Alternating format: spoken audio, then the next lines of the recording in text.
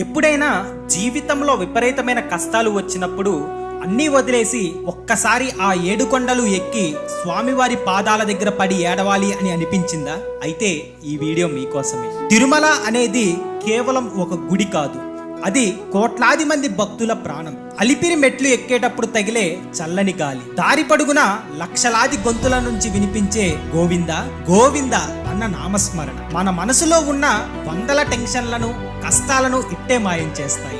గంటల తరబడి క్యూలైన్ లో నిలబడి కాళ్ళు నొప్పులు పుట్టిన ఆ బంగారు వాకిల్లో అడుగు పెట్టగానే అఖిలాండ కోటి బ్రహ్మాండ నాయకుణ్ణి కల్లారా చూసిన ఆ క్షణం మనకు తెలియకుండానే మన కళ్ళమ్మట నీళ్లు కారిపోతాయి. అప్పటిదాకా స్వామి అది కావాలి ఇది కావాలి అని అడిగిన మన మనసు ఆ దివ్యమంగళ రూపాన్ని చూడగానే అన్నీ మర్చిపోయి ఊగబోతుంది. బయటికి వచ్చేటప్పుడు నేనున్నాను అని సాక్షాత్తు శ్రీ వెంకటేశ్వర స్వామి మనం భుజం తట్టినంత ప్రశాంతత